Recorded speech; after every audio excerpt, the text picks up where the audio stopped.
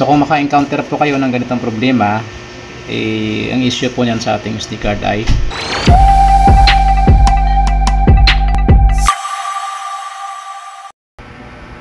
hello sa mga ka-IT natin dyan. Welcome dito sa ating panibagong video.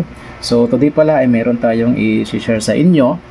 Meron tayong OPI dito na may SD card. So alamin natin kung corrupted ba or hindi yung ating SD card. So paano ba natin siya malalaman na corrupted na yung ating SD card? So ito pala ay pinadala sa atin. Yan, si Ma'am Joyce Go yung napadala from Nueva Ecija. So pinadala sa atin para ipa-check at ipaayos na rin. So malayo pa yung pinanggalingan nito from Nueva Ecija. Tayo naman ay dito sa Roa City, Capiz. So salamat po sa pagtitiwala po sa atin, Ma'am Joyce. So ito, akala ni Ma'am at akala ko rin ay board na yung problema. Kasi yung lumalabas sa kanyang cellphone pag gumunik ay connecting lang or obtaining IP address. Okay, so sa video na pinadala ni Ma'am ay parang hindi rin nagpa-power yung board. So minabuti ko na ipadala dito sa atin para ma-check natin ng mas maigi. So ngayon mga ka-IT, i-check natin at alamin natin kung paano ba natin yun na nga, malaman kung sira na o corrupted yung ating SD card. Okay, so ito yung board, SD card mismo na galing kay Ma'am Joyce, at meron tayo ditong bagong flash na SD card. Ayan. Okay. So ipa-power up muna natin itong board na mayroong SD card na galing kay Ma'am Joyce. Ayan. So alright, so yan ang power na. Ayan, so nagbubot naman yung ating OPI.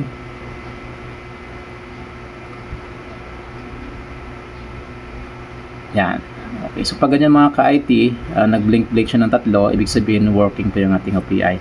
Pero tingnan nyo kung ano yung mangyayari. Ayun. Ayan. Yan yung problema, nagre-reboot yung ating OPI. Okay. Maya-maya ay magre-reboot na naman yan ulit. Ayun. Okay, so yan okay na. Working na siya. So observe natin.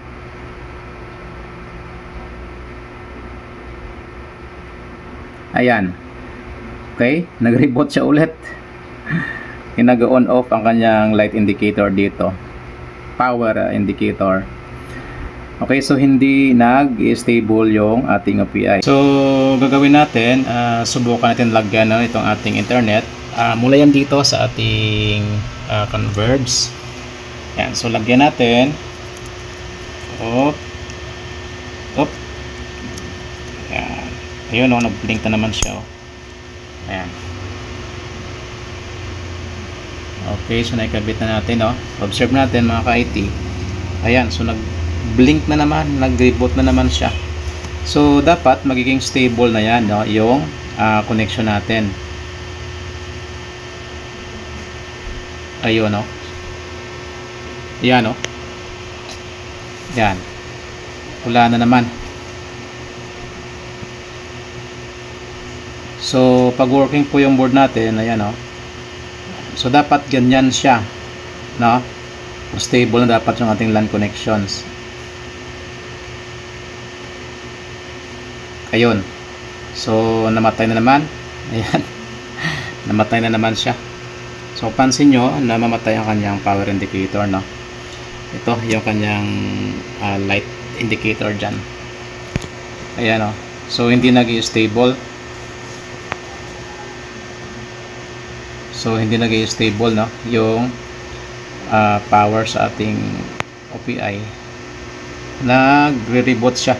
So anong nangyari dito mga ka-IT, so last na lang, observe natin ulit. Yan, so dapat pag ganyan siya, yan, stable na dapat yung ating LAN connection. Pero ang nangyayari ay nagre-reboot siya. Pansin niya, nag-off na naman. Tapos ito, yan, nag-off na naman. So ito mga ka-IT, ang nangyari dito, corrupted yung kanyang SD card. Itong kanyang SD card ay corrupted. So ito, itatry natin to bagong flash natin. Pag ganito, corrupted ang kanyang SD card. Ibig sabihin niya, nag-on off o nagre-reboot yung ating OPI kasi hindi niya mabasa itong ating SD card ng tuloy-tuloy. Kaya siya nagre-reboot. Okay, so corrupted itong ating SD card. So kung maka-encounter po kayo ng ganitong problema, ang issue po niyan sa ating SD card ay corrupted na. So ang gagawin natin, i-test natin to yung bagong flash nating SD card, and then observe natin mga ka-IT yung yung status dyan, no, sa ating OPI board. So i-off ko lang muna.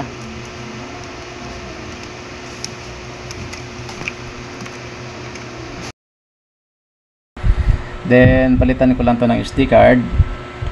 Okay, tanggalin muna natin, no, yung ating LAN cable. So ilagay ko to yung bagong flash natin.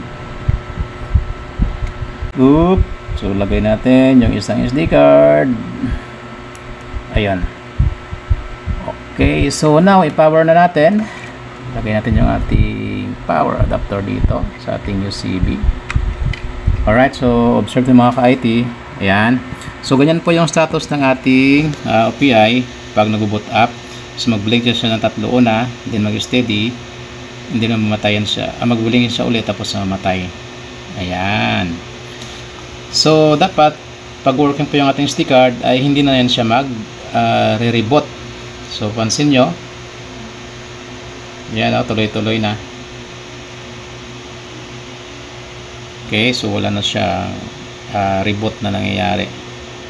So ibig sabihin yan ay nare-recognize niya or na-reread niya yung ating SD card, pati yung system na nandyan sa ating SD card. Ayan. Okay, so pag ganito mga ka-IT, subukan ninyo na i-reflash yung SD card na corrupted. Okay, pwede nyo siyang i-reflash, pero after reflash, pag ganun pa rin, ay nasa SD card na talaga yung problema. Okay, so yan, pansin nyo ay stable na. Okay, so hindi na siya nagre-reboot. So lagyan naman natin ng ating OPI ng LAN cable natin, ating internet. Okay, so yung status naman niya, pag mayroon na siyang internet, ay ganyan na siya. Yan, tuloy-tuloy na yan. Yan. So blinking na, mayroon ng connections.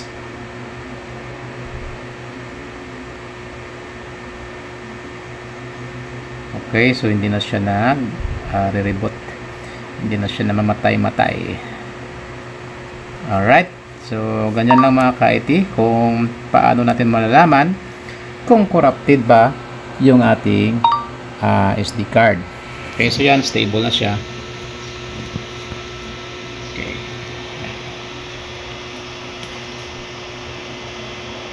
Okay, so ito na yung ating ipapalit na SD card.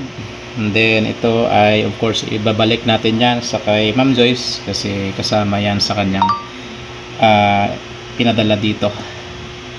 Okay, so para sa mga may tanong ay paki-comment lang dito sa ating video, no. Sa mga bago pala dyan ay huwag natin kalimutang mag-like dito sa ating channel and paka-subscribe na rin mga ka-IT.